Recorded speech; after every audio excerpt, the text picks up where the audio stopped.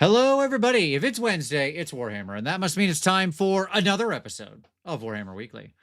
Joining me, as always, my co-host Tom. What's up, buddy? How you doing? Oh my God, it's so completely funny. messed up my audio. I know. You decided to change your audio. Just to be clear here, what just happened, folks. Let me explain the anchor I am saddled with in my life, okay? Tom joined first of all, 6 minutes ago. Tom's dog just came in. Hello, Tom's cute dog. You should hold up your cute dog, who is like a sister to one of my dogs. Look at that dog. Look at that dog. It makes up for everything, Tom. Adorable. She's adorable. See, she distracted us. Mm-hmm. All right, so like 6 minutes before the show starts, Tom joins. He joins the wrong channel in Discord. I got to pull him in because I don't even realize he's in the wrong channel until I happen to notice. Then he's sitting there talking about other stuff, which is fine. It's like a pre-show banter that happens in the green room.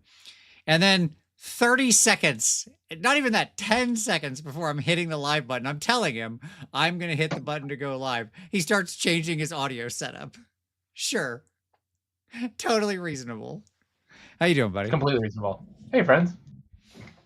Yes. You know, but we forgive you. Hit like for Tom's adorable dog. This is why people are here. Mm-hmm. This is it. This is Absolutely. It. This is the quality.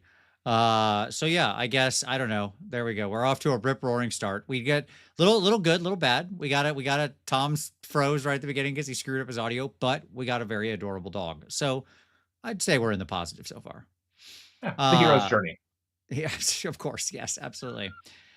Tonight we're going to be talking about Helsmiths of Hashut. We're going to be deep diving them. Now they've got a couple games in. Got to play them a little. Going to give you the sort of like post game feeling and like where I stand on their tactics and how they will play as an army and that kind of stuff. Okay. All right. So that's what we're gonna do for main topic. But of course, first we've got some news. So you talk about that rumor engine. Yeah, sure. This 40K rumor engine. Yeah, I'm happy to talk about it. Absolutely. That's reliable in their delivery as always. Mm-hmm. Yep. Yet one more 40K rumor engine. Fantastic. Great. Keep them coming. It's like, are we going to get AOS models like ever again? Is that happening? Is that canceled? It's a great question. And it's one that I don't know that we have an answer to be honest. Yeah, like I understand the Warhammer Quest models will like be used in AOS, so that's fine. But like that's board game minis that'll probably get ported over with like some of the Nurgle refresh or everything, right? Will it? Like, here's a real question. I'm saying probably. Like, did they learn their lesson? Like, so here's one of the, like, a lot of the story of the last year and a half to 2 years is GW walking back models that they like inserted from other games. And they're like, just kidding. You can't do Underworlds. Yeah. Just kidding. Right. Like these things you can't play with anymore. Yeah. They realized it was problematic for balance. And so hence gone. Hence my question. Are we actually going to get these other models? Like we've got 40K models falling out the yang. In every rumor engine and every announcement, right? Now I understand I'm saying this as the Helsmiths of Hashut went on pre-order last weekend, so okay, fair. Sure. All right. A whole entirely new army. Sure. Yeah. Okay. But I just like the number of 40K rumor engines just week after week after week after week. It is shocking. Like, I think we're only getting AOS models through either when there's a new army or we have an ancillary game. Like, where's that Ogre refresh? I'm just saying. I want to see it. It clearly doesn't exist. Okay. So anyways, who cares about this thing? But we do have other exciting stuff going on. So speaking of not AOS models, there's this guy. It's a dwarf. And his name is Dwarf. No, it's not. It's Drolf. But it's basically Dwarf. His name is literally Dwarf Ironhead. I understand it says Drolf, but I can't read that as anything else but dwarf. I don't know why. It's not the same. It's the same first and end letter, right? It's that optical illusion. Have you ever has anybody ever shown you that optical illusion where like if you have like the first and last letter correct and like one or two that are correct in the middle, you can read even if the rest of the letters are gibberish, right? Yes. This is how many folks with dyslexia live in the world is by the shape of words. Yeah, sure. Dr. Ulf. Yeah, that's correct. He didn't spend 4 years or 8 years at Dwarven Medical School to be called dwarf. Yes, correct. Drolf Lundgren was right there. Man, it's true. It's true. But yes, Dwarf Ironhead. Boy, did we let the interns do this one, or what are we doing here? Bold move. Sure. That's what peak dwarf naming looks like. Sure, I guess. I don't know. I am playing a dwarf army now, so I guess I have to like dwarves now, but I still think normal dwarves are boring. But I don't know. yeah, I like he's here. kind of the return, right? Like I like the return to the dwarfiness. Okay, sure, it's fine. I mean, okay. Like, do a city's dwarf refresh, and I'll pay attention, right? But I'm not giving you credit for this guy. Sure. Like, Sure. he's fine. It's a dwarf with 2 axes. Cool. He's got a nice cloak. They asked non-gamer people on the street to name him. Yes, there you go. Nice. What would you name this guy? This feels like I'm just saying his name feels like an internet contest. Okay. Sure. So at any rate. Yeah, so this is the second model we had revealed from Warhammer Quest, obviously. And what I want to see is the lady close up, because she's the one in like the spellcaster, the Bretonian sorceress or whatever. It's clearly, or damsel, as it would be.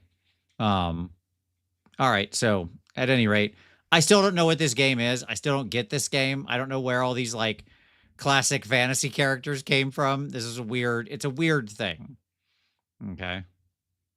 I think yes. that they're trying to just appeal. Yes. I know what you're saying. And yes, my answer is yes.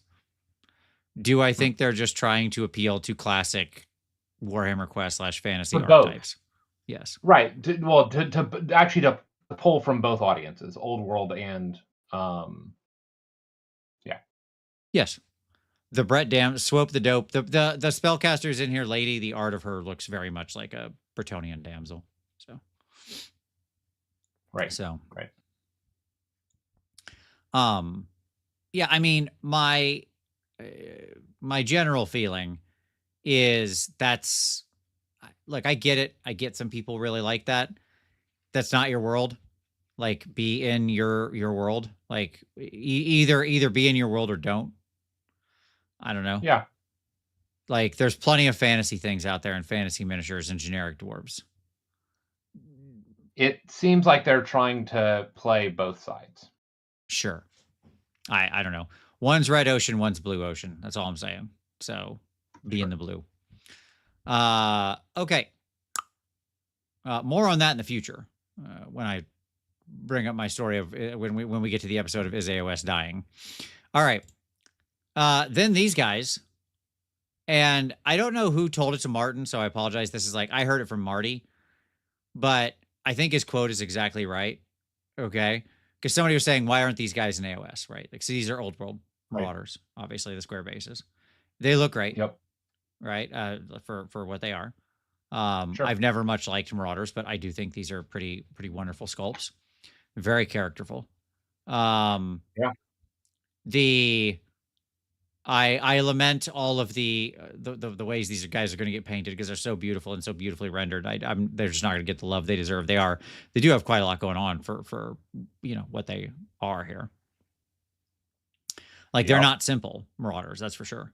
But Marty said that the breakdown is Age of Sigmar marauders are hot, and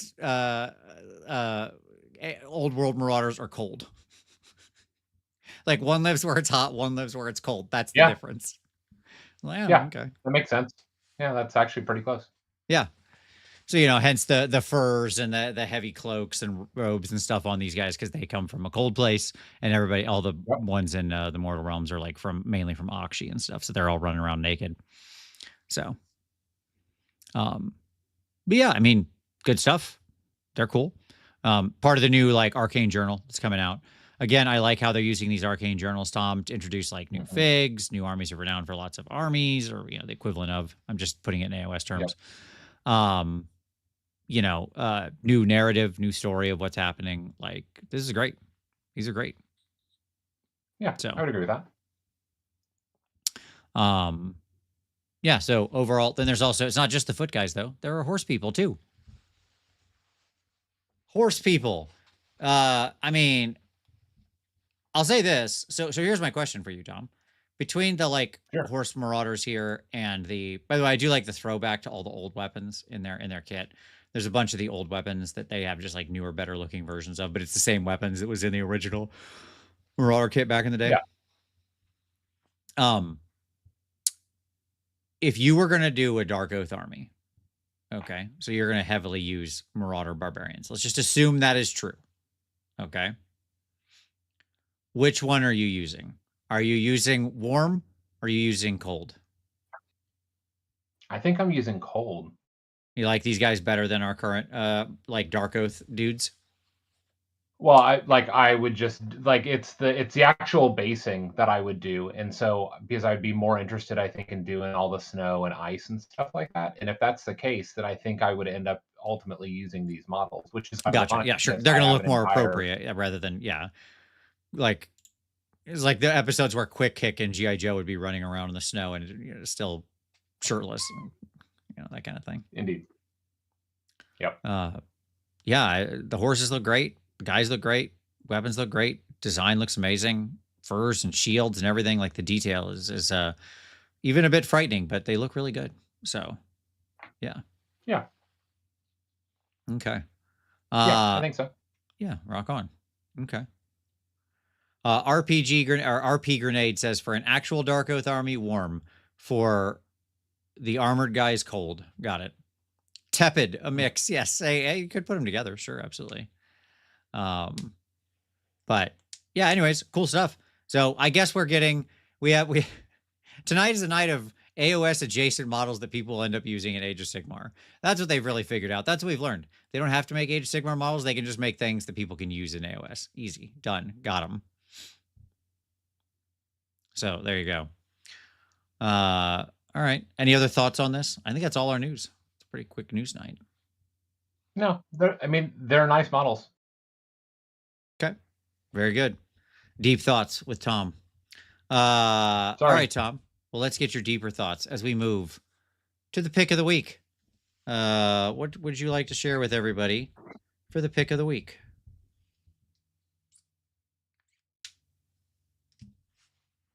Well, I don't want to keep on picking Fireball the Gazebo. Sure. But it is in my regular rotation watch list. I appreciate that. Thank you. Yes. So, what I'll say is this. Vince and John talk about alternate rolling methods this week, and it's worth you watching. Okay, so here's the thing. I'm really proud of this episode because I think that rolling for stats is like the more fun and interesting way to do it in D&D. But I think that the traditional rolling method that became the default in D&D really sucks. Like the 46 drop the lowest is dumb and stupid and shouldn't have been the default.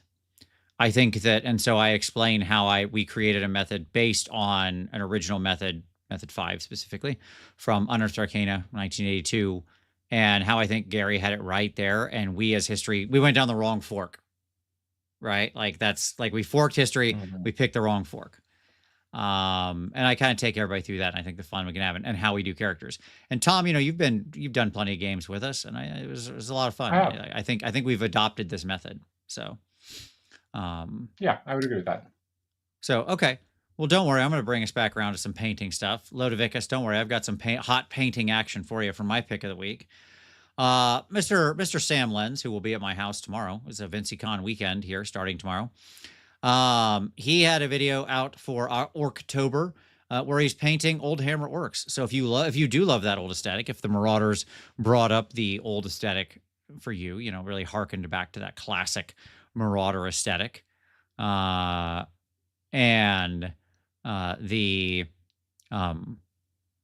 if that's what you're all about, then check it out. It's a really cool painting tutorial where he goes through his love of like old hammer and, painting in like bright, colorful schemes, like a thing that just doesn't. I think that just doesn't get done anymore. People don't paint those really bright schemes anymore. But I think an army that looks like that is actually really eye catching. And so it's just, I wish people would experiment more with their army types. Like if I went and was judging and somebody had done like a whole old hammer scheme, just like super bright colors and stuff and was going for that. Oh man, if they executed that well, that would blow my socks off. Right. So yeah, there you go. So check it out. Linked below. Both of those things are linked below actually. So there you go. All right. All right. So, Cinderfall, somebody else mentioned that same thing where like everybody rolls, but then everybody can just like share their rolls. We have a different version of sharing. We still have like mutually exclusive rolls, but I assume what you're saying is like you can actually share. So like you can basically copy someone else's homework, which that's an interesting methodology as well. Because it does handle the curve problem. I just like our method because it produces a very nice stat spread. They're like really interesting characters, I think. Anywho, enough about all that. Tom, let's talk about some hobby time. You're back at home. What you working on? I am. D&D minis. D&D minis. Is your army ready for Holy Havoc in like 2 weeks? 3 weeks, whatever it is. I mean, it's been ready since January, so just had to make sure. Yep. Is this for your kids? Is that your D&D game? Yeah, I have like 2.5 D&D games here at home that we play that use miniatures. So, yeah, like there's always something else that needs to be painted. Okay, very nice. I mean, are your kids? So here's my question for you. Okay. Yeah. Are your kids like? Are they? Do they want to paint their own miniatures, or do they ask you to do it? Because I mean, you have different age kids who you're playing with. Like, do any of them paint themselves? Do their own mini? No. But it's not just minis that we're painting, to be clear. Like terrain and everything like that. Yeah, like a lot of it is like the assemblable terrain that I use. So, so I was just trying to see if you had maybe suckered one of your kids in. If you were trying to like lure them into Warhammer through painting D&D minis. I know obviously your son already plays. He's come to tournaments with us. Yep. Nice. Awesome. Well, good. That sounds fun. That's painting. Yeah. I need to answer Adam real quick. Yep. She just wanted you. This is exciting. This is riveting. Viewing here. Riveting television here. Yeah. There we go. Okay. Rock and roll. Anyways, so my painting. So I finished up another unit in my Helsmiths army. Tom, I'm 4 units into this army already, homie. I am ripping it up. I am ripping and tearing. I'm so proud of you. Absolutely. Let me tell you what. Holy Wars or whatever. I don't know if it's in spring anymore. I think he's doing it in summer. Whatever. I'm ready next year. Right. Come next year, I'm going to have my army. Okay. Let me just say that. I got videos made and stuff. It's going to be exciting. So I got that. I finished both the Death Shrieker rocket and the Tormentor Bombard. I finished both of my war machines, so that's cool. And I've got my Spear unit and I've got my Dominator engine. And you'll see videos on a lot of this stuff. And so now it's time to get into the bigger stuff. I really want to do one of those little foot characters. Like I'm pretty excited for one of them. I've been saving them because the foot characters are so freaking good. They just look amazing. David Canty said, I'm assembling Helsmiths as you talk. Hand surgery put me behind. Hey, no issue there, David. Sometimes you got to heal. They're really fun to assemble. They're like a legitimately easy, pleasurable assembly. They're a great bunch of kits. I'm really happy with the army. Let me just say that. At any rate, so I painted that up. I've been playing with, I don't have any at hand. They're like out of reach, but, I got the set of the new like Vallejo True Metal stuff, that thing that stuff they released. So I've been Yeah. experimenting with that. Like, they're interesting. It's I've basically seen four. tons of good photos. Yeah, yeah, absolutely. So they're like, I think you'd like them. Honestly, Okay. they're your method, almost Sure. exactly. Okay, Nice. because you have like Sweet. this 3-step method on every surface, right? Like I your do. your I three do. touch rule. Yep. It's a good rule. It's a great rule. So they way they work is there's like 4 paints in each set, in each color spectrum, whatever you want to say, like Sure. steel or purple metal or whatever, right? And so there's like a base color. There's an airbrush Okay. version of that base color. Okay. Okay. So if you want it, like it's just ready to go through the airbrush, finer ground pigment, Yep. etc., etc. There's a shade that's naturally tuned to that particular metal. And then there's a Sure. what they call light, but it just means highlight, right? There's a highlight color for that particular thing. So like it's very Yep. much you know, and the shade isn't really meant to be like a wash. It's meant to be a shade that you actually place. Does that make Okay. sense? Yeah, absolutely. So like it would really fit your 1, 2, 3 method. That's what I'm saying. And in playing around with That them sounds like it. it's pretty good. There's my early review. I've only used them a little, but so far the couple I Hmm. played with, it's pretty nice. So there you go. Nice. Um, and then finally, I'm getting this ready for this weekend, which is this girl. This is from Mindworks. This is Red Moon. I know she's all blown out. You all can't really see her, but she's a lady on her cloak, and she has like she doesn't normally just float in the air. She has this little tree that fits behind her somehow here. There we go. There you go. See, so she's like sitting on a tree. There you go.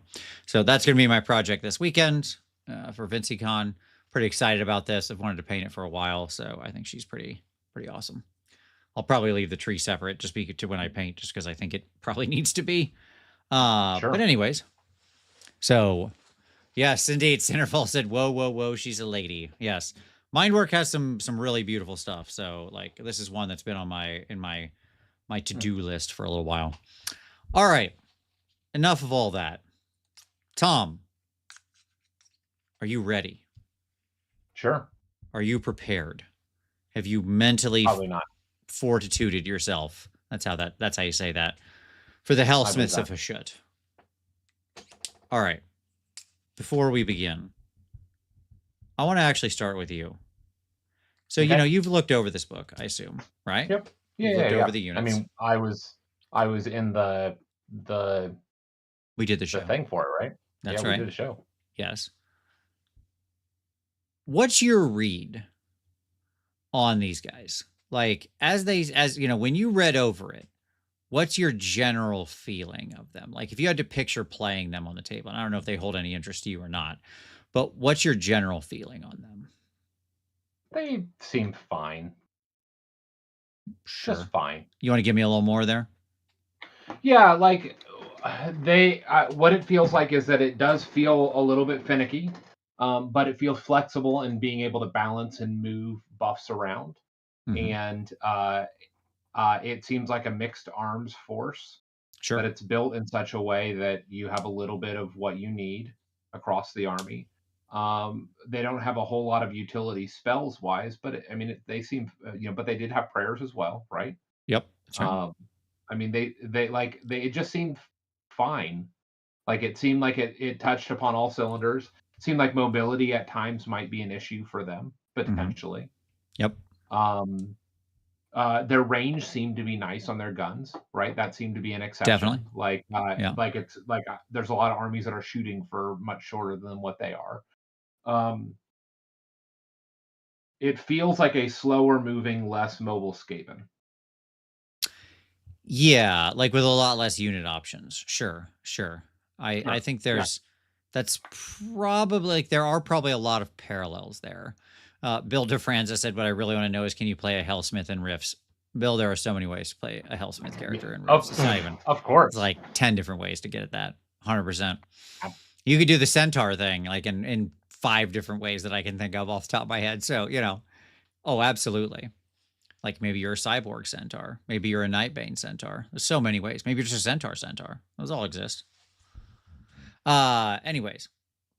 Yeah, I think that's a good read.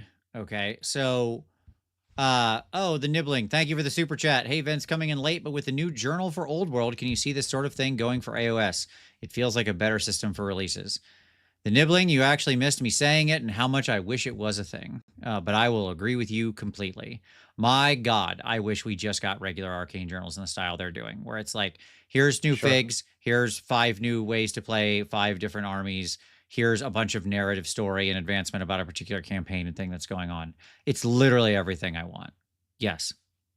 Like, what are we doing here? Wouldn't that be nice? Yeah, it would be really nice. And thank you for the super chat. Super chats are there. Hit like, hit subscribe, throw in a super chat. Helps the show. Okay. Here's my read on him, Tom, after a couple games. Sure. And I think I think you have a pretty good read. I think you are largely correct. So first off, it's worth saying they're not a very large army. Okay. You're really talking about 4 hero types and 6 unit types. Now, obviously, a lot of those have dual kits. So, like, you've got spears and sword guys, same kit, right? Or bull centaurs and anointed, and the bombard and the death shrieker, and the dominator engine with big maces, and the dominator engine with shooty cannon things, and so on and so forth. So it splits out to more, obviously. Yeah. Right.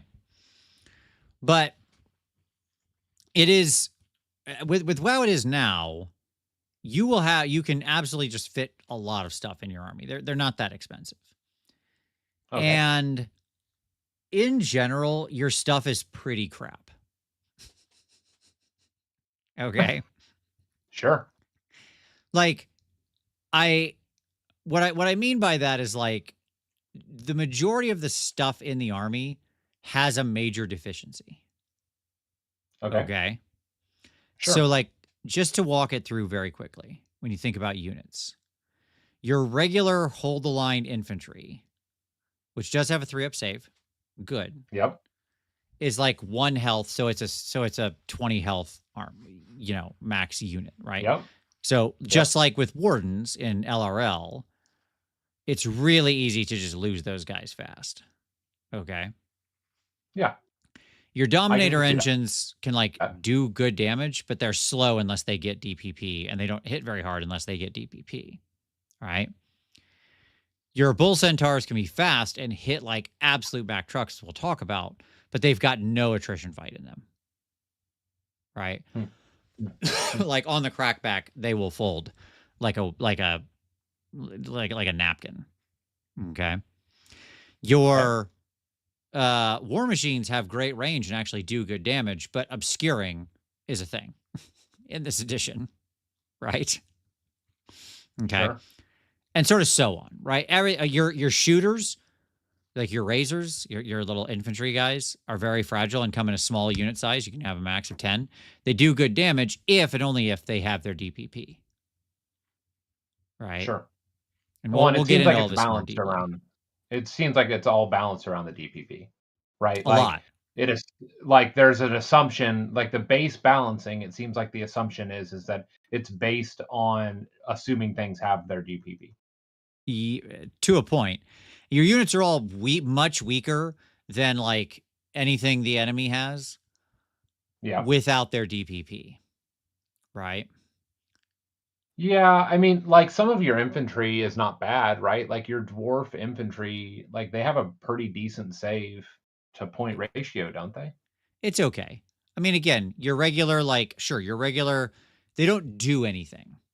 We'll talk about it when we get into the units, right? But they're just because I've got individual unit breakdowns and stuff like that. But it's like, my point is, across the board, your units are just generally kind of worse, right, than what your opponent has in an equivalent slot. Sure. All right.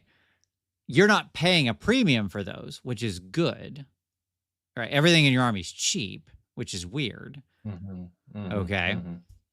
But at the same time, you will feel that. But when you get your DPP, if you fill up, you're much better than they are in the same slot. So you punch above your weight. What that means is that your army is really strong in the late game when you actually have enough DPP to go around. but it's really Sure. hard for you to keep enough stuff alive to actually then be meaningfully there, right? In a trading Yeah. game, which AOS is, like you're gonna lose something, right? You can't just Yeah. play KG forever.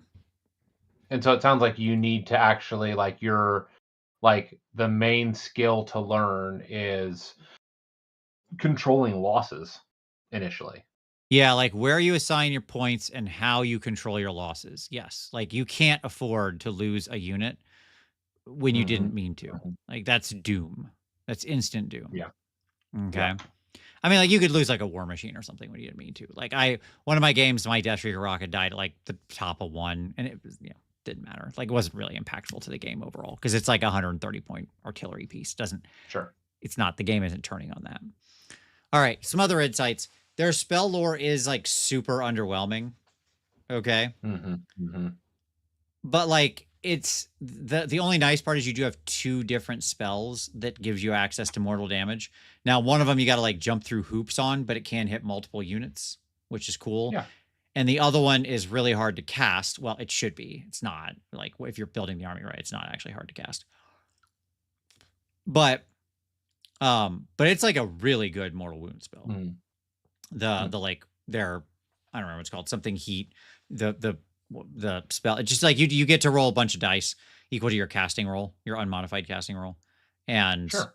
which if you're successful in casting the spell is probably decently high, and you do a mortal for every 4 up. So like generally you're getting like 4, 5 mortals out of the spell, which is actually pretty good, right? Hmm. By the standards of our normal spells, which are crap. Yeah, I agree. Aaron said the strange thing to me is these guys are the magical demonic weaponsmiths, but everything either hits or wounds on a 4 up and has rend 1. You're not wrong. That's what I'm saying. Your units are like very average. Hmm. One thing I did note, so like you desolate at the start of every turn. Okay? Okay. You get to desolate. You can desolate an objective you control or a terrain piece you control from a unit that's not in combat. Yeah? Yeah. Okay. The trick with that is you always want to be desolating whatever the hardest thing is, whatever the most out there, farthest outreaching thing on the board is. You want to like keep a few items in your backfield undesolated so that like in Okay. turn 4, you have something to You desolate have once your them. forces are reduced, Yeah. right? And your deck chair sitters can Yep. still desolate it. The little tracking game, like your accounting game you play at the start of every turn where you pick up all your DPP and then reassign them. It's silly, but it's actually not that annoying. Like I'll say, I didn't mind it that much. It is a silly little game. Okay. Like it doesn't need to be like that, but whatever. It's fine. Okay. The biggest problem is you are just do not have enough DPP early on. In like where you really feel it is turn 2. Hmm. Hmm. Okay. So like mathematically consider what's happening, right? So let's like you almost always want to go second in the round. Okay. But you also want a 3-drop army. So Okay. you're really hoping you run into a lot of people who went high drops to try to get the reroll priority. Okay. Yeah, that's not a good deal. So Like that's not a good plan, is what I would say. I understand. But then if you either go 3 drops or you cut out one of your spellcasters or your priest. Yeah. Those are your choices. Okay. Yep. Neither of those are good choices, but okay. Right. Because the prayer is actually the priest is actually really useful. And so, okay. Most of AOS happens in turn 2. Right? Sure. I would agree with that. Yep. So let's assume you're going second in the round. Yeah? Mhm. If you're going second in the round, the most DPP you could possibly have, realistically, is 5 plus whatever your spear units generate. Yeah. Okay. Yeah, that makes sense. Assume you desolated all 4 times, and then you use the command ability, right? Yep. In your hero phase. That gives you 5. And then if you have spear units on a 3 up, they could add 1, or depending on how many spear units you have and how many objectives you control. So realistically, you're talking about maybe 5 points, maybe 6, depending on how lucky you are, right? Yep. So when you think about passing out DPP, remember, like, for a unit to be highly effective, oftentimes you want it to have 3 DPP. Well, unless you get that 3 up, you can't even put 2 units to max. You see what I'm saying?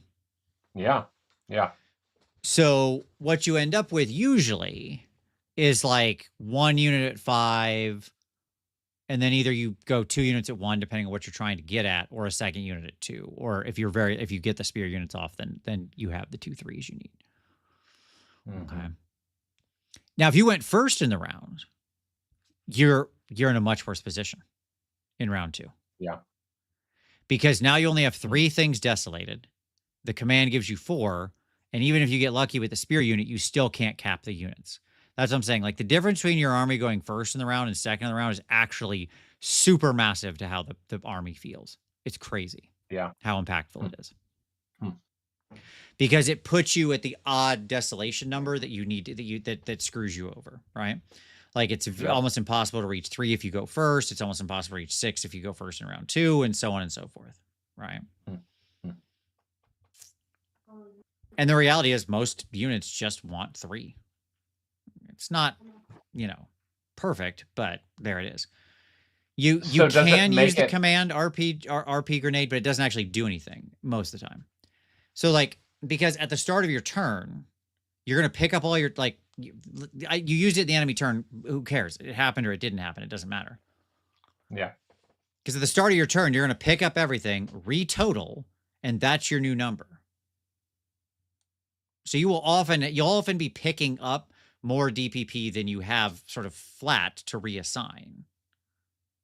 Okay. So how playable is it? So demand tame first in the round is 3. The CP is for 2. It's not. The CP only gives you 1 if you have a total of 3 demonic power points, which you will if you've desolated 3 things. Okay. Once you have 3 or more points, the command point only gives you 1 DPP. Once you have 3 or more points anywhere total in your army. Okay. So, like, you're just like going second. In both these games I've played 2.5 games basically. One was over pretty fast. But like, and the the off turn thing where you can use the hero ability, the extra DPP off turn. I basically did that like once or twice, and it was just like as an emergency to give somebody like a ward or something of 6 up, just to give them something or whatever, to give somebody a minor bonus, +1 attack. Because you also have to give that one to a unit that doesn't have any. That extra one isn't free assigned. It has to be given to a unit that has 0. Okay. So you are really strained on this. That's what I'm saying. Your question was, how playable is it? Yeah. Like, to me, it just doesn't seem very viable. My point is, that's what I want to impress. Like, you can get there, but it is a very skill testing army, right? Yeah. Because your resources are hyper constrained. Like, when you read these units and you're like, oh yeah, man, my bull centaurs with 3 DPP, they're gonna be charging in, doing all these mortals, hitting like trucks, like they 2d6 plus 3 on their charge. Like I can land any charge from 1,000,000 miles away, and my shooters are just 420 blazing with Ren 3, and then my casters at +2. It's like, nope, stop all that. Okay, that is not the way the world's gonna work. One of those things will be true, right? Yeah. Okay. So, like, that's what it comes down to. Okay.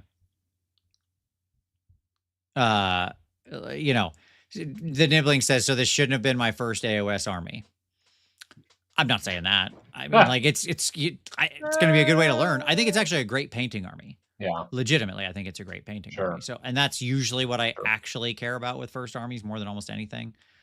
It'll teach you the fundamentals. It needs to be enjoyable. Yeah. Yeah.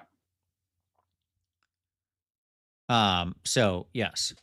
Yeah, you do not get to reuse those points. Okay, you remove them, then you count, then you place them back on. I know we'd want to keep the thing, but that's not how it works. It just isn't.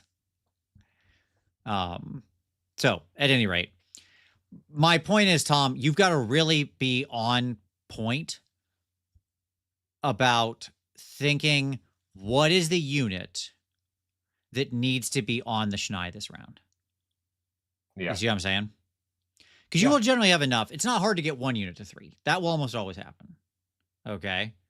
So the real question you're asking is who's doing who's the business this round? Sure. Right? Do I need to 420 blaze it out of the razors and really make sure something melts? Or do the bull centaurs really need to land a charge? Then it goes over there, right? Or whatever. You get what I'm saying? Yeah. Yeah. Yep. So that's kind of, you have to really think about like, what is my priority? You have to be thinking of your entire turn at the start of your turn and really understand, like, leaning into that turn, who's going where, who's doing what.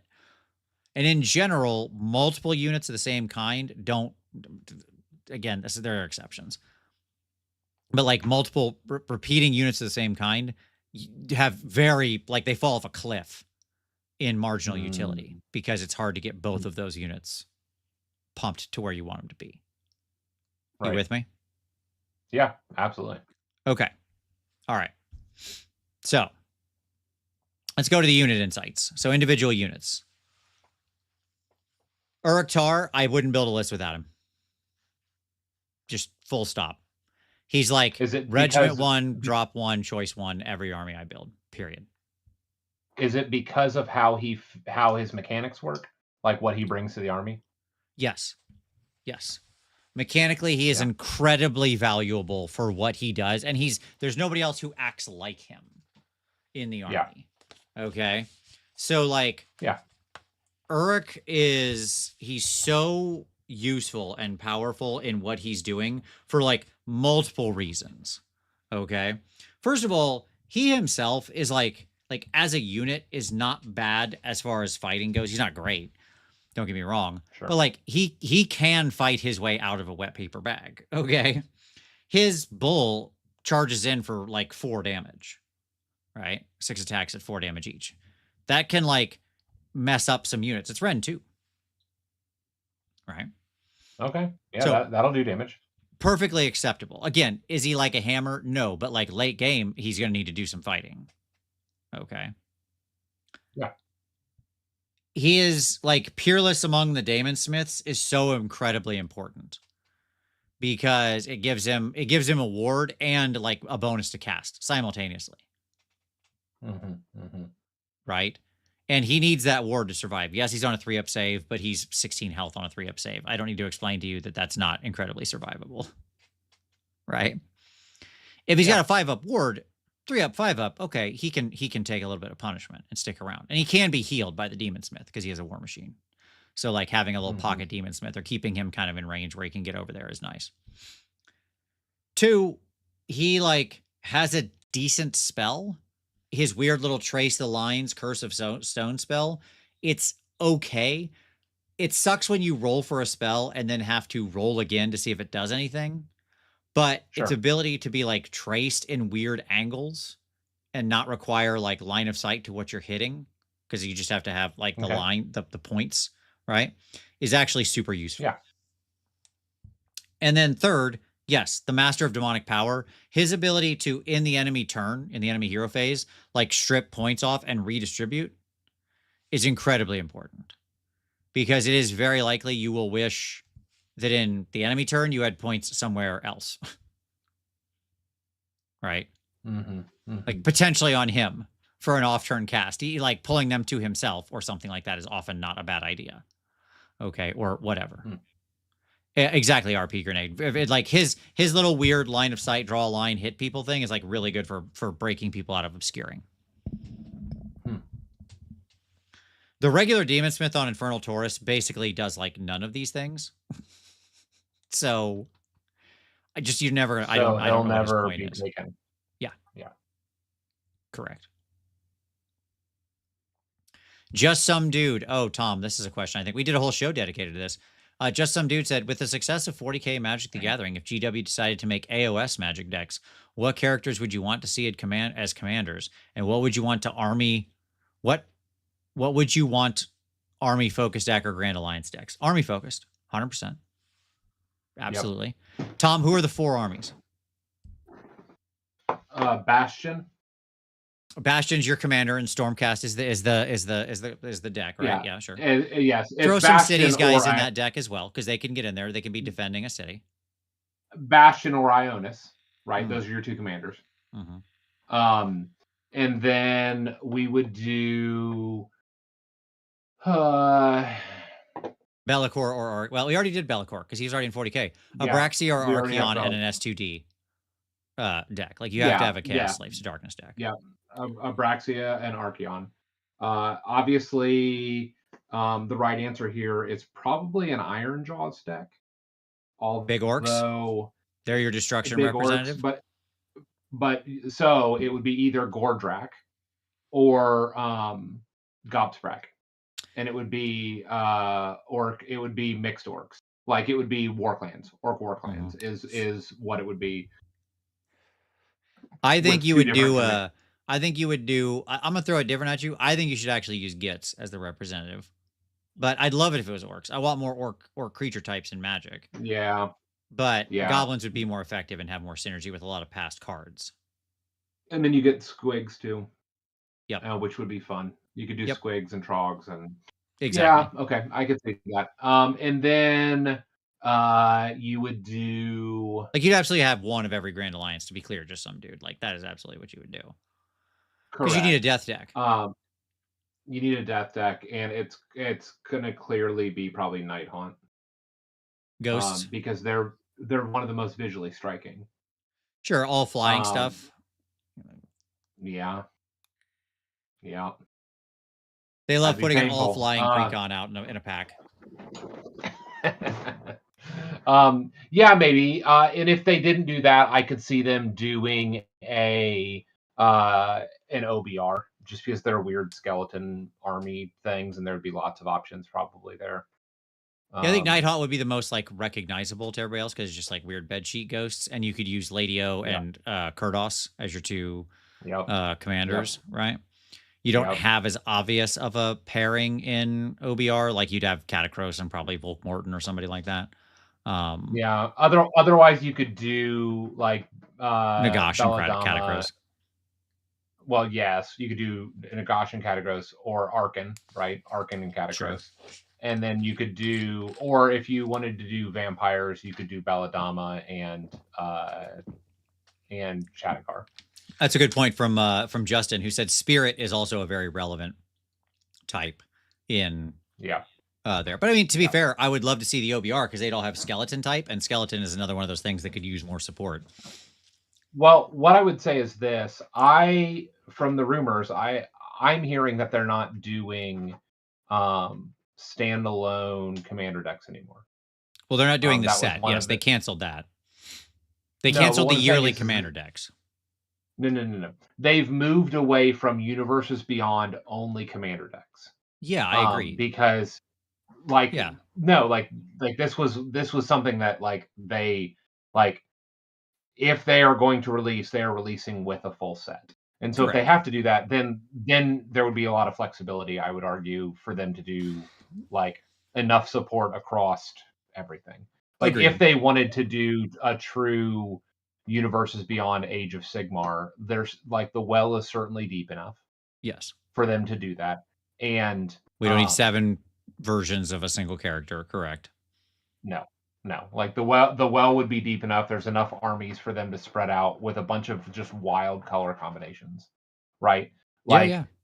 And if you had the full set, you could also have the non-commander legends in there. That's where you'd put Nagash and people like that. Yeah. Yep.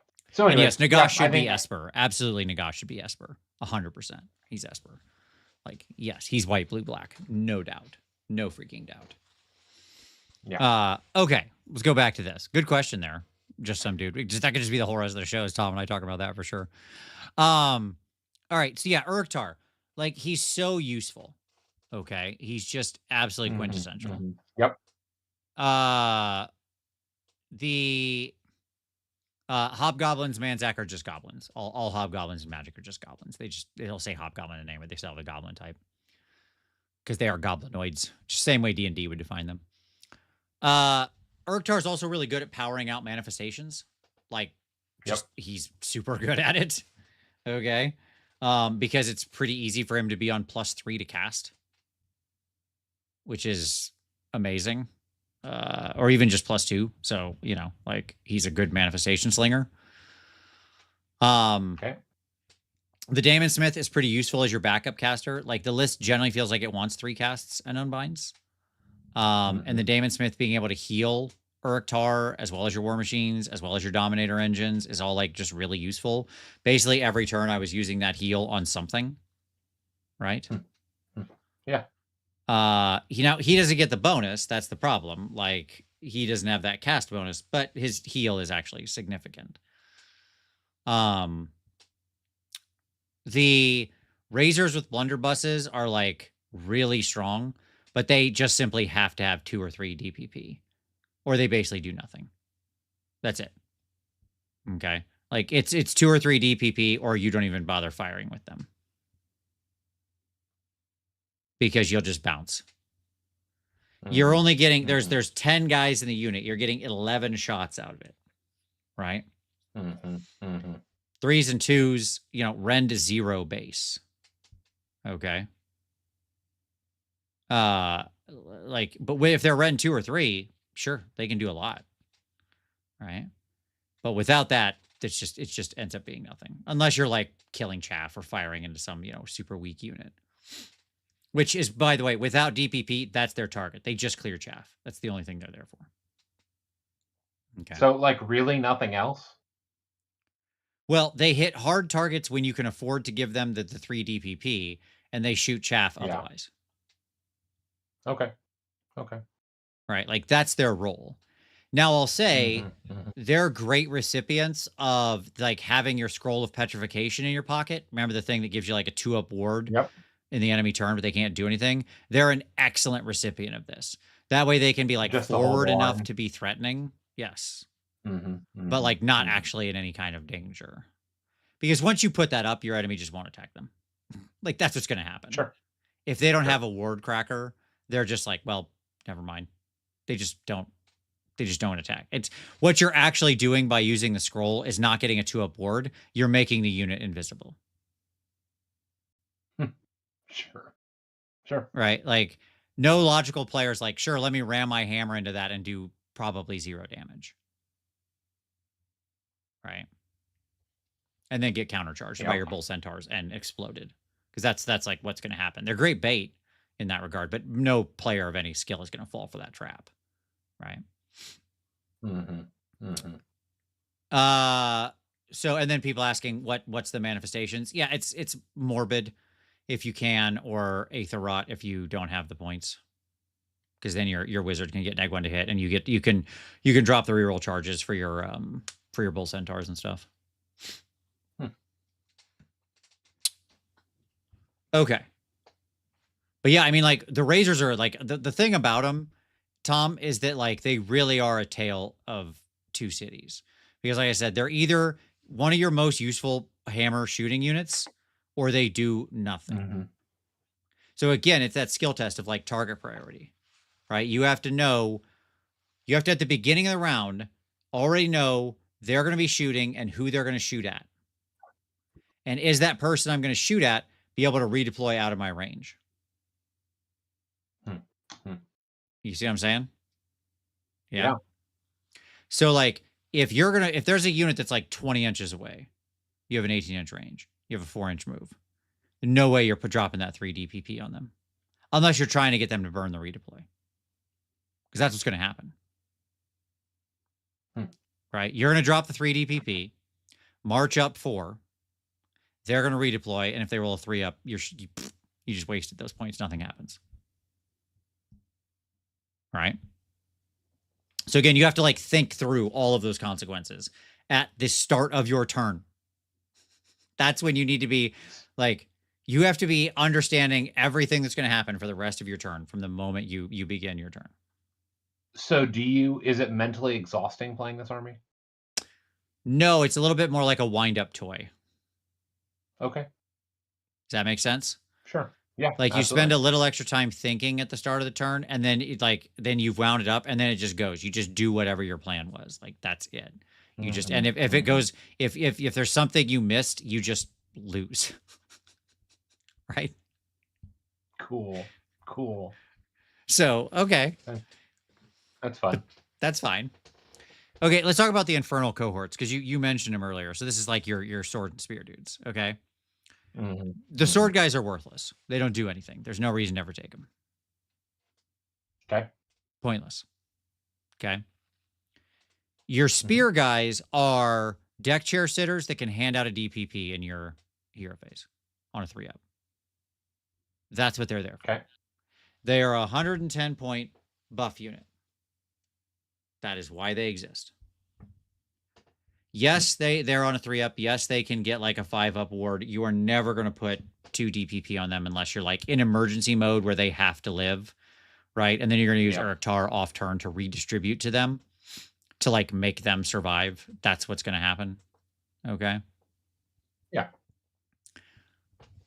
But they are like the spears is you buying a unit of spears is buying a hero with 10 objective control that can on a 3-up hand out a bonus, right? It's like buying a chaos sorcerer lord without the ability to cast a spell, Mhm, but 10 mhm, objective control, right? mhm. Okay. I just disagree, RPG Grenade. I don't think the run is worth it anything. Where are they going? Like, I've got other units I'm moving. All the times I've used my infernal cohorts, they've moved a grand total of about 3 inches in like total over all games. Not in each game, not in one turn. Total. I set them up. That's where they were going to be. Wild. Okay. I just don't buy it. I do not buy them. And I'm never going to assign the DPP to keep them alive. I just don't buy the run use. I would take the little dorks. But look, I'm sure somebody will find some way to use them if that's true. Good for them. But it's not what I've seen. The spears are absolutely essential to me. Like Hmm. the hunger I have in this army for DPP means those guys are worth their weight in gold. Just because on a chance on a 3-up, and if I'm in it's very dependent on the scenario, right? You can risk it for the Sure. biscuit with 2 units, but the problem is you need to have 2 objectives you can reliably control with those guys, right? Mhm. Hey, that's fine, man. If they're loving them, I would love to hear their take, but Hmm. I don't know what they're doing with them. But hey, look, this is my experience. You're 100% right. I don't know how anybody has a lot more experience than me in the army thus far. How many games have we gotten in the 3 weeks these guys have been out? But sure, I understand. They've probably there are people who've played more games than me, no doubt. Okay. Let's see. All right, let's continue. Oh, somebody asked, what are the other targets there for Uruktar on the off-turn DPPs? Certainly he can redistribute to them, but it's also you can redistribute to there's all sorts of interesting targets he can throw them to. For example, if you're going to be in a position where you'll have a reasonable countercharge, like if you think that's what's happening, you can like throwing them on your anointed, who I'm actually higher on than I expected to be, so that now they're countercharging with a +3 can be very powerful. Like if you know that they're going to come into your line and the anointed are set in a place to countercharge, that's a super powerful play. Pulling them onto Uruktar himself because he's going to get charged and he suddenly needs his 5-up ward, and you want to be able to like drop the powerful off-turn cast and overcome your penalty. That's a good target. So stuff like that. Okay. The Ashen Elder has been a real superstar for me. Okay. his like little, he has like a really dorky little ability that you read and doesn't sound like much, but it's actually quite nice. Of where he just like can slowly get ritual points. It's a very minor bonus. Okay. But the fact that he has some free access to ritual points is quite nice. His like stoked fanaticism is valuable. It slows some amount of damage on your units. With those 1 health guys, being able to like ignore a little bit of chip damage is actually highly valuable. Like he generally just sits in the middle of your infantry units in between them, so that way they can't chip your infantry down. If that makes sense, yeah. He's never getting DPP, so it's always a 6-inch bubble. Sure. And he's trying to cast out Furnace Blessing a lot of times. Not only, but that's usually what he's going for. Furnace Blessing is the 4-up prayer that either gives you +1 rend, or if you go 8+, it gives you crit mortal. Right? So just very useful. And he's relatively cheap. The problem is he's your 3rd drop. Like if you want access to prayers, he's your 3rd drop. Either he or the Demon Smith has got to go. I suppose probably you'd cut the Demon Smith on foot would be the right cut, but I can't do that. The fig is too amazing. I'm sorry. I do have my limits. Sure. Bull Centaurs, Tom. Let's talk about them. Okay. You remember reading these guys. Let me refresh you on their stats, Tom. Okay. Bull Centaurs have a 10-inch move, 4 health, and a 4-up save. They make 4 attacks on 3s and 3s, rend 1, damage 2. But they have charge +1 damage, so damage 3 on the charge, and crit mortal. Okay. If you give them 3 DPP, right, then when you charge in, you roll 6 dice, and every 3-up is immortal. They're charging 2d6 +3, and the unit of 6 is making 25 attacks. Right, on 3s and 3s, rend 1, crit mortal, damage 3. These guys, they seem like they're major hammer. They're super hammers. They're incredible. They're so good.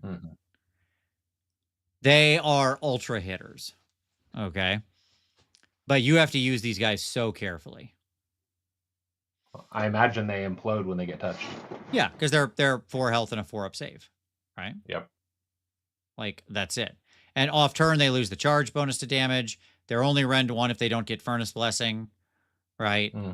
And so, like, yeah, you can still crit mortal some, but it's hard for them to work their way out of a situation, right? But, you know, I took these guys into, like, a cow mountain and just flattened him. Like, just flattened him. I exploded him with so much headroom. It was the named one, too. And he just gone. Dust.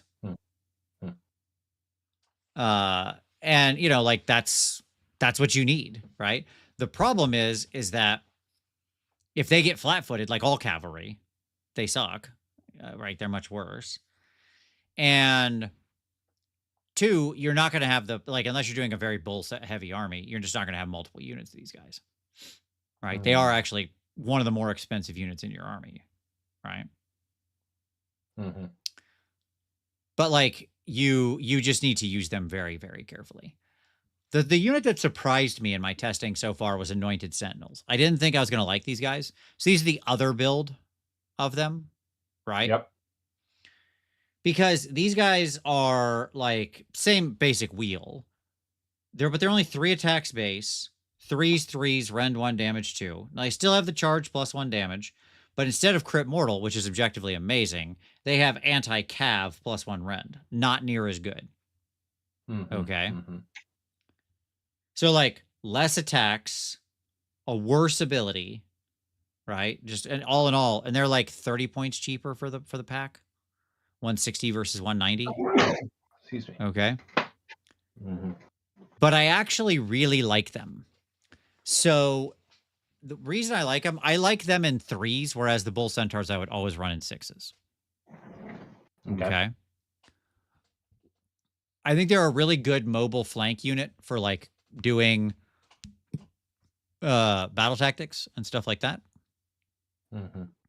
As well as just being, or like hangback units to countercharge, because on the countercharge they strike first, And like I said, they're a great target when Uruk-tar's like pulling points off turn to just like dump onto them. And suddenly you're like a countercharge at 2d6 plus 3 is so much different than a countercharge at 2d6. That is a wildly different ability. And that charge bonus is not limited to your turn, which is what's awesome about it. Yeah. So charging in on the counter charge and getting strike first, especially into an enemy cav unit, which is the worst thing I'm afraid of getting charged by in this army. Like the people who are much faster than me, right? The enemy cav, they actually will go in and do some good damage against that kind of stuff. So I like them. I would never take them in 6s. I think that's overkill. But like they can do a lot. They can operate fine with like 1 or 0 DPP. They're still effective. They become a dump if you need to off turn, which is actually useful. And they do exactly what I want them to do very, very well. So there you go. The Dominator engines are like the coolest thing that isn't very good. Okay. Well, I mean, points adjustments can always come down the road. Well, they're cheap. That's why I like them. Like they've got the points pretty darn correct. Maybe I'd bring them down like 10 or something like that. They're not that far off. They're only like the 2 Dominator engines are 190 and 170, right? I mean, that's legitimately not bad for you know, like a 10 health 2-up save thing that can be healed. The problem is like to actually get the efficacy out of them, they're like super DPP hungry. Because they only move 6 otherwise, but they can go to move 9 buffed. And like their actual number of attacks just isn't very high. But when you throw the DPP on them, suddenly it gets like they'll actually hit really hard. I think the shooting one is just much better than the melee one, by the by. And the reason for that is solely because the melee one is Rend 1. Without Furnace Blessing, like he's a great Furnace Blessing target, pretty obviously. Okay. That makes sense. Yeah. Because he would go to Rend 2 and on the big prairie he goes to crit mortal. Yeah. That guy, if he has full Furnace Blessing, the melee dude is outrageously strong. Okay? Because if he's in 3 DPP, then he's coming in with 7 attacks on 4s and 2s, Rend 2 damage 4 crit mortal.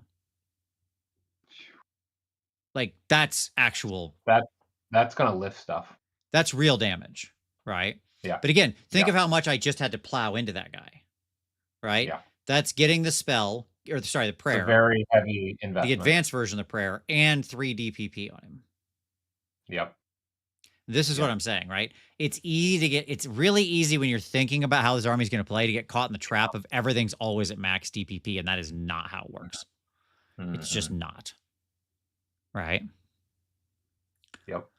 That being said, I do love the heroic trait. I did use the heroic trait where you get where he gets to be tied to one of your little friends, where you get your little buddy, and that's very fun. It's not the good one, but it is very fun that the like Demon Smith on foot has his little friend.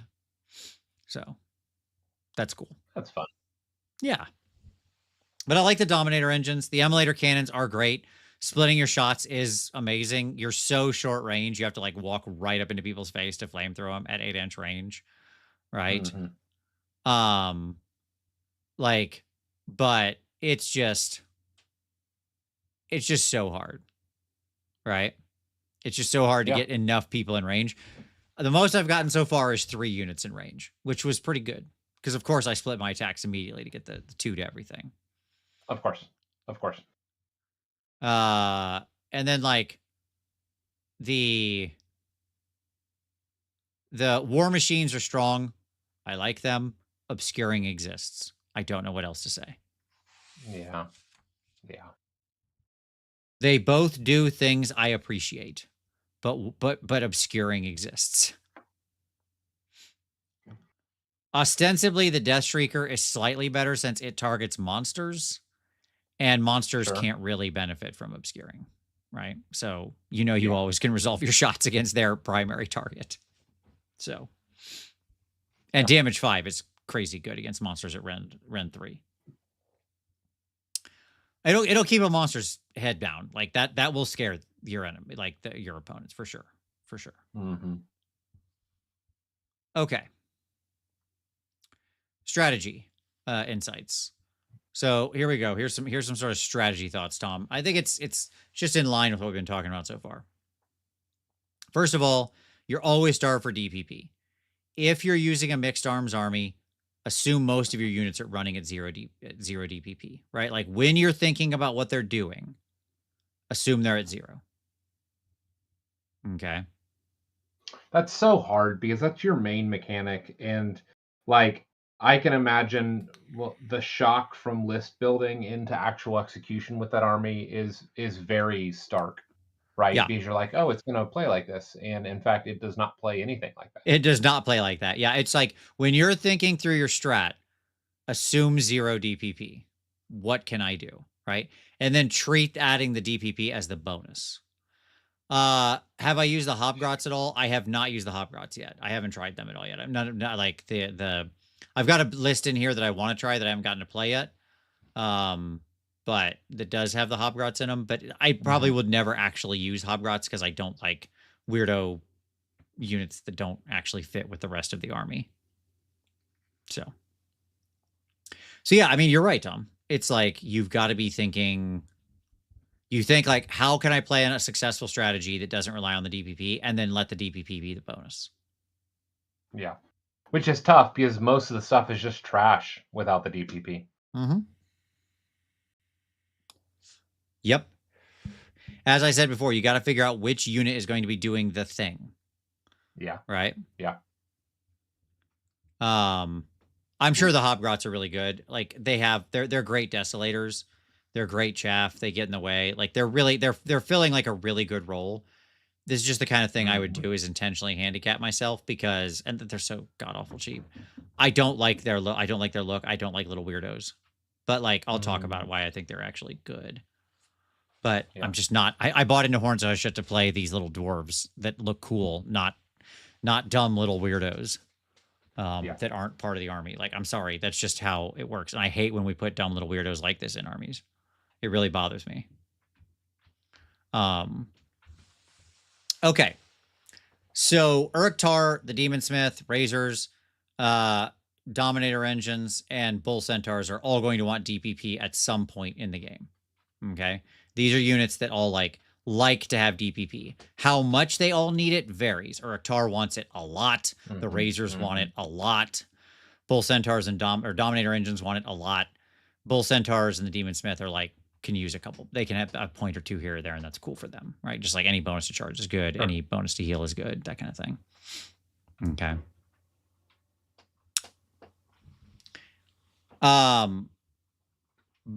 So like barring in unusual situations, your War Machine, your Infantry, and the Ashen Elder will never see DPP again, unless your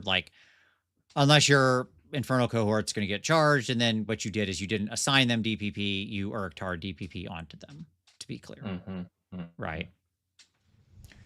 Like your War Machines, the bonuses you get for DPP just aren't big enough, so it's not worth it.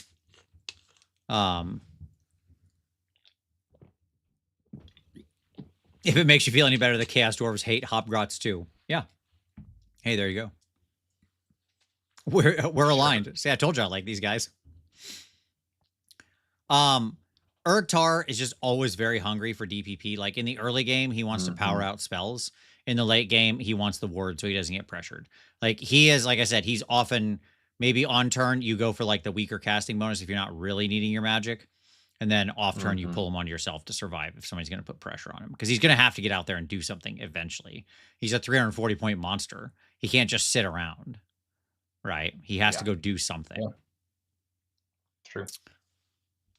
And then, like, final note is just pick. So I tried the other battle formations.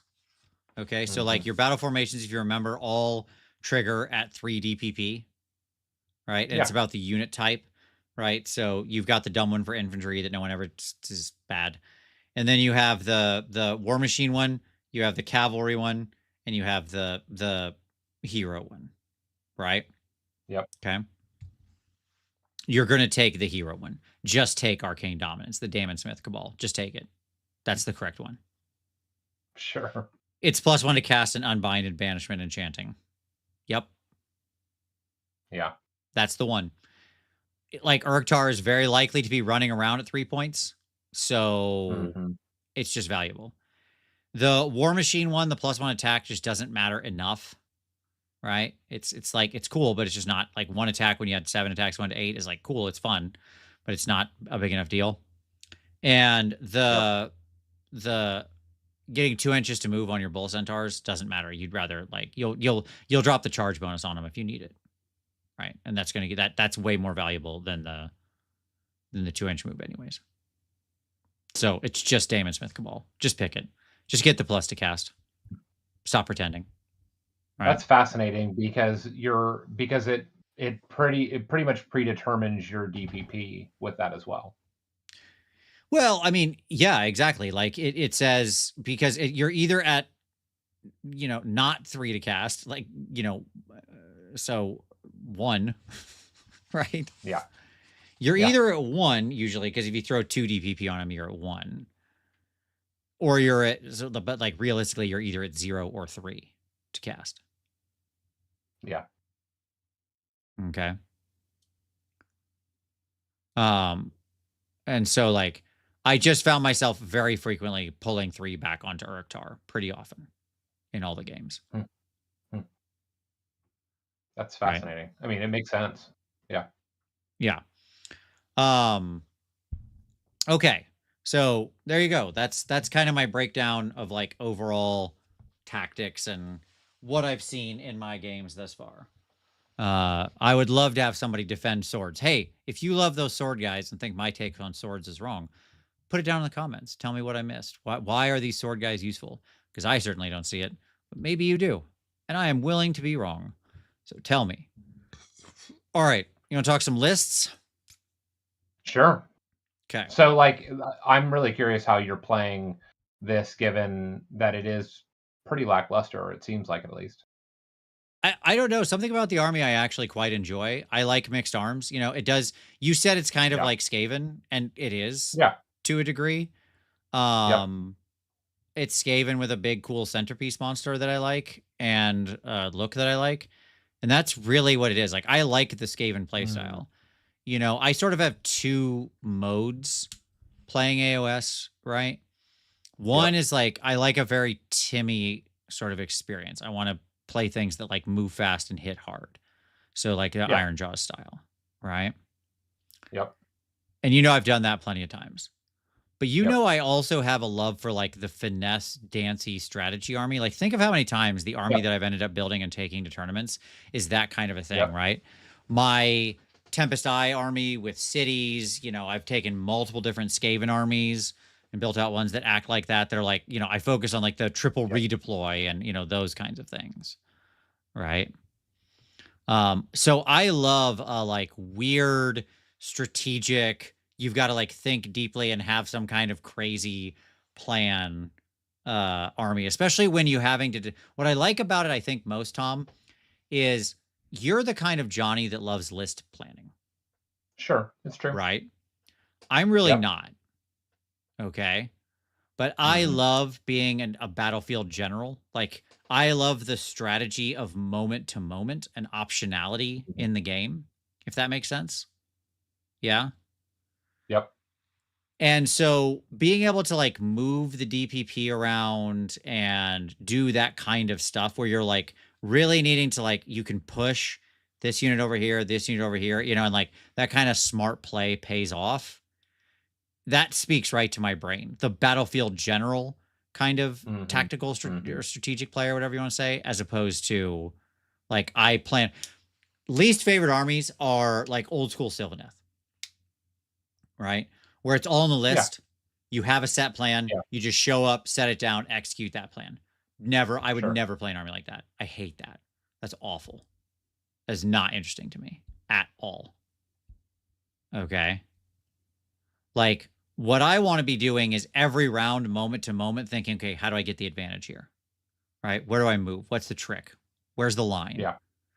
It's for the same reason I don't put tutors in my magic decks. Sure. Sure. Right? I want to Yeah. find the line with what I've got. Right? What's the line here? Mm-hmm. So David Canty, where would you put this on the Timmy Johnny Spike matrix? It's a good question. It's a good question. It But certainly, seems like a Johnny. Like, it seems almost pure Johnny. yeah. I think probably mostly Johnny, little Spike. Because you are in control. There's not a lot of randomness to the army. Like, you are in control of the thing, other than like the 3 up from the spears to get your DPP. You're mostly in the driver's seat on what you're doing. So probably 75-25. So there you go. Okay, lists. All right. List 1, mixed arms. So this is kind of, Tom, this is kind of what I would call your sort of generic list, if you will, right? Like, this is almost what falls out of the thing if you just kind of don't think about it too deeply. Like, if you just follow the lead. Yeah. Like, if you just follow the natural leads. Correct. So, like, this is, and I'll talk about a couple of different things you can do with this. So this is like 3-drop. All right. It uses the Damon Smith Cabal, and you've got Urktar, a War Despot, your internal cohort with the spears. That's your little buffers. You've got a reinforced unit of your blunderbusses, your razors, right? Then you have, that's in your first regiment. Then you've got a Damon Smith with a Death Shrieker and a Tormentor, and a Dominator engine with the Immolation cannons. And then, by the way, these regiments are just arbitrary because everybody can take everybody. So I just put units in things. Regiment 2 is the Ashen Elder with the unreinforced Anointed Sentinels, and then the regular Bull Centaurs who are reinforced. And that comes to 2,000 points exactly. So you just take Aether Wrought Machineries. Now, your other choice here is you can, like, the War Despot doesn't do much. He's a bonus hero. He's just in there to be fun. Again, because I like the Fig. But the smarter way to build this list would be to drop him, take a unit of Hobgrots, and then use that 20 points on a better manifestation lore. Yeah, that makes sense. That's like actually the good build here, if you're going to go that mixed arms. But I like the guy, so I don't know what to tell you, man. But I will happily share with our audience where I am making the wrong choice to help them make the right choice if they want to, right? Nibbling, I don't even know. I would love a soggy war scroll for this army. I just don't know what it would be. I'm not sure, honestly. But even like a single scroll like that isn't going to change the list. No, it doesn't change the list. It just gives you better desolation options on round 1 because they can pregame generally out to something that's valuable. Yep. So, like, it's doing a lot of valuable stuff for you. So there you go. The War Despot does have crit mortals. Let me just say, that little guy fought his heart out in one of the games where I had him, and he got into combat, and he did pretty well. That little guy, he got some work done. I was very proud of him. He eventually got squished, but good for him. Yeah, this gives you kind of all the toys, right? This is, I want to play with the army, so I want to use all of my toys. This is how you use all of the toys. And it is fascinating. Like, if you look at this, Tom, right? This is basically like, this is a Highlander list. One of each kit. Yeah, it's almost like a one of each kit. Yeah. Like some reinforced, certainly, but sure. Yeah. Right. And, like, everybody's got some job they're doing. You just need to, again, this list, like all of them, you will feel quite starved for DPP as you try to move it around very carefully, build as much as you can. So it's going to be like really important to know, like, who's doing the thing each round, which piece needs to go where, right? Hold back your Bull Centaurs until they can absolutely go make the difference, that kind of thing, right? So, but yeah, I like this list a lot. Aether Wrought Machineries is actually a perfectly fine lore. It, like, being able to give Urktar -1 to be hit and then, like, flip it around so it gives your other guys reroll charge is pretty good. So there you go. And then you have, like, swords or whatever if you really want to throw out the racist swords. Or I guess they're now the woke swords. They're not racist anymore. They're okay now. They're fine. They're fine. I mean, they punch through ward saves. It's a useful thing. Yeah. Yeah, I don't know. Any thoughts on this one? Oh, we talk battle tactics. I haven't talked battle tactics much. Yeah.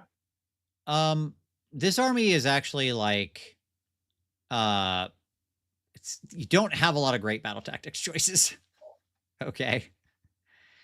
Like they're okay. It's not bad. You generally have a lot of infantry and cavalry, but Okay. scouting is usually not your best choice here because it puts you have to Sure. like move to places you don't want to move. I mean, your speed Yep. isn't that huge of an issue, but like, because you know the anointed sentinels will go fine and fast enough. Yeah. It's just more like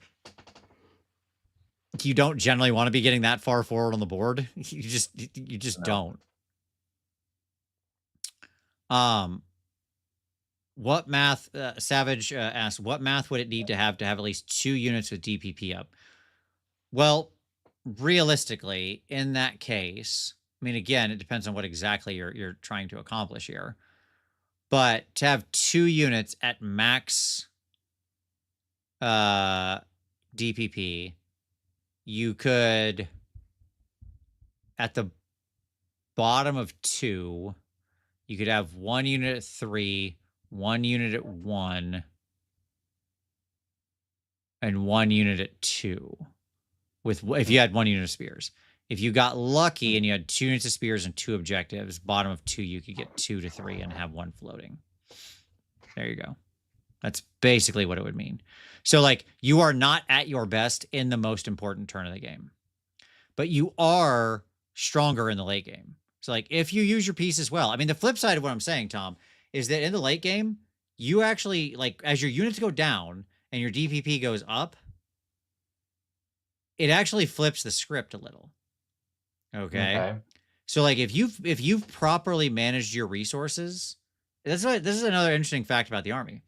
If you've properly managed your resources in turn 4, you know, if you've properly like made sure you have people in there, you have to always be thinking about where you're moving, keeping people near terrain so you can be desolating and stuff like that. Like, it's a lot to think about. But if you've properly kept on that, okay, Yep. and you haven't thrown your units away, if you can get to that point, you're actually quite likely to close out the game with a W. You see what I'm saying? Okay. Yeah. Which is good. Like, because games in AOS tend to go one of 2 ways, right? Like, either it's just a complete blowout and it doesn't matter, it's like over from the beginning, and that's your worst case. Like, you getting alpha struck hard is like your worst nightmare with this army. Okay. Yeah. But the other way they tend to go is just being pretty close, because that's how the points are now organized, that like you don't get huge differentials usually. And so if you could get to turn 4 and preserve your units, suddenly everything is like operating at maximum power, right? Because you've got like 3 units you can pretty easily power to max DPP at that point, right? Yeah. And now if you have your razors left, if you've kept them alive and protected them, right? Threw up the scroll when it was important, that kind of thing, they're just so strong, right? Because people are now had to get out of obscuring to go do stuff. Your Dominator engine will go smash the crap out of things or burn things alive, right? Your Bull Centaurs, if they're still alive, are just going to absolutely wreck face. Like, you're so much stronger than everybody else in turn 4 and turn 5. So, like, your pieces are just better in the last, in admittedly the worst 2 turns of the game that often don't exist. But if it goes there in a tight game, you have a big advantage. So it's okay to play to kind of like what you're sort of doing is kind of playing to a bit of a draw, like trying to play a cagey game in the first couple rounds. Be underdog just slightly. That gives you the extra DP. That gives you the extra CP to use the command ability for the DPP, you know, stuff like that, right? And then you kind of try to accelerate out of it, right? You're trying to like slingshot off of that in the late game. Okay. I know it's why the Gobbo screens are so kind of important. like, I was gonna say, in that sense, it's kind of like the Daughters of Cain, in the sense of like ramping up, like traditionally at least. Yeah, the difference with Daughters is that like Daughters ramps, but their ramp is like very persistent and even, and they're a pure trading army, right? What they want to do is like shoot missiles at you, and those missiles are like super buffed units. And that's not really what you want to get into with this army, right? You want to sacrifice as little as possible, sort of keep their head down through your shooting and your artillery, like keep them weak, have counter charges to clean anything that gets too close, right? So you're like maintaining your zone of influence, but you just don't push. Daughters push, you don't really. Does that make sense? Yeah. Yeah, that makes sense. But yes, both have that like late game. I am much stronger. Although I'd argue that like Daughter's late game thing is crap. But whatever. Sure. Okay, so that's list 1. I really like this list. This is the one I've been playing with when I played, just because I like it's what I have. But also, it's just fun to like. I like having a mixed arms list, right? It's just kind of what I'm here for. And I've had a lot of fun with this list. All right, list 2. We call this list Straight Blazin'. Okay, named after the very well known, I'm sure to all of our audience, 1999, New York rap, hip hop, Hong Kong action movie Blazin', with its title track Straight Blazin'. So that's what this is named after, which is what I sing whenever I fire the razors or the Dominator engine. I just say Straight Blazin'. So I believe that. yes. I'm going to put it on my phone in a little GIF so I can just hit the button and just have it go straight blazing. Okay, so at any rate, there's also 3 drops, same tactics, restless energy, I think I have the same in both. Yeah, restless energy and intercept and recover. Intercept and recover is fine because you're going to eventually try to kill down their units. So you're like, and you have enough artillery and stuff like that. If they poke their stuff out, they'll get the you can pick up their gold, just shoot it, right? And restless energy is like achievable enough. Okay. And then let's see. Where are we at? All right. So once again, Uruk-Tar. This time I've got 2 units of spears, so I can double power the DPP, and then 2 units of blunderbusses, both reinforced. Okay. Then we have a demon smith, the rocket battery, Dominator engine with the cannons and the bombard. So that same package, right? Yep. Then the Elder, just the 3-pack of Anointed Sentinels and 2 units of Hobgrot Vandals. The Vandals are out there to like get you a bunch of Desolation early and be chaff, right? Like they're out there to like run out, tag 2 things, be annoying, stop everybody up from getting to your line. You're going to take the scroll again to keep your whichever razors you need alive. You hold a strong center. You use the Anointed Sentinels to go run the edge, the flank, right? And then come back. Like they run out, flank, desolate, come back in, countercharge from the side to anybody who gets close to your line. And that's it. It's basically it's a straight blazing shooting strategy, right? The problem with this one is like obscuring sucks. I don't know what else to say. Sure. It's a thing. But like if you keep both of your blunderbusters alive, good God. Like into turn 3, you will be like messing stuff up pretty hard. So yeah, I like this list. Again, if you really want the sort of like the old school Chaos Dwarf shooting experience, this is probably the closest thing to that. So yeah, I mean, there you go. Those are my 2 lists. That's it. It's not a lot of different units. I haven't really figured out a list I like that uses the Dominator engines heavily with like the maces. Maybe there's something out there. I don't know what it is, but I haven't found it yet. It feels like you over investing in them. I think they look cool, but I just can't see using a bunch of them. Same with the War Machines, who you just have a bunch of like once per turn army stuff, so it's just not useful to double up on them. It's that kind of thing. Yeah, no Bull Centaurs in this one. Yeah, nope. Lots of Vandals though. Lots of little Hobgrots. So there you go. Them's the lists. I mean, overall, Tom, after we talked through this, what do you feel like your initial impressions were wrong or were wrong anyways? Is there anything you had to adjust? No, I mean, like it reinforces to me the like somewhat of my just disappointment that we are where we are, right? That like I like a good finesse army. Sure. right? But You it know, you know what that means. Go ahead. well, but this seems almost antithetical, right? Like in It's the a very sense, unusual finesse army because normally those rely on like a yes, lot of movement tricks, and that's not what the case. It's not the case here. yeah, and I would even push a little bit farther and say like one of the challenges that we would have or that we will see here is that not only is it's antithetical to the current play style, the actual design of the game itself. Sure, sure. Yeah, yeah. You're good in a late game that often doesn't exist. You want to use a lot of shooting units into heavily obscuring terrain, right? Yeah, yeah, yeah. Right, right, and like that You're seems slow with a problematic. lot of your army, right? You got a bunch Yeah. of 4-inch move dudes, Yep. Yep. and no I way don't to know. really materially change that, right? Like Right. it's basically that. So Yep. Yep. yeah, Um, and yet I really enjoyed playing it. I can't explain. Like I've tried to explain why. It's because I like it feels like a puzzle box when you play the army, if that makes sense. okay. Yeah. Yeah. So like turn Yep. to turn, you're always problem solving, right?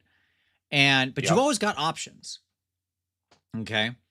Sometimes with some of Yep. my armies that I've played, especially like when I play my Iron Jaws, sometimes I just get into a place where I'm like, man, I just like I have this one option, and if it doesn't work, that's it. I got nothing else I can do, right? I can't Sure. outplay. There's no other road here I can take, right? Right. Right. With these guys, and especially like that mixed arms list I've been playing with, I always felt like I had like something I could do. Does that make sense? Like, Mm, okay, I've got yep. an angle here that I can shoot, right? Yep. So, some of it may be more challenging than others. Not every line is as easy or as likely as others. Okay. Yeah. Yeah. But like as an army playing that like turn to turn where you always have options, you got to solve the puzzle and like really get into the solutioning of like what exactly units need to make the most difference here. Where can I pry apart their army? What can I weaken? What can I damage? What can I kill? Where do I need to be? Like you got to hold a lot of that in your head. And if you can do Hmm. that, it's like very rewarding as an army, right? Sure. Okay. Sure. Oh, good. Well, RP Grenade said, I may not agree on the specific unit takes, but definitely agree on the satisfying puzzle playstyle. Well, there you go. There you go. Good. We're aligned there. All right, cool. Well, folks, that's everything I got. That's everything I got for you tonight. Hey, out there in the comments, did we miss anything? Tell us down in the comments below. Tom, any final thoughts on the Helsmiths before we call it a night? No, it seems like a very challenging design, is what I would say. Yeah. You know what it really feels like? It feels like I'd love a wave 2. Mm, I know that's silly to say right now because like honestly it's the same size as plenty of other armies that could also use a wave 2 and yeah. never got them. IDK and Fire Slayers and all of that stuff. Welcome to the club. Yeah. Yeah, sure. Sure, sure.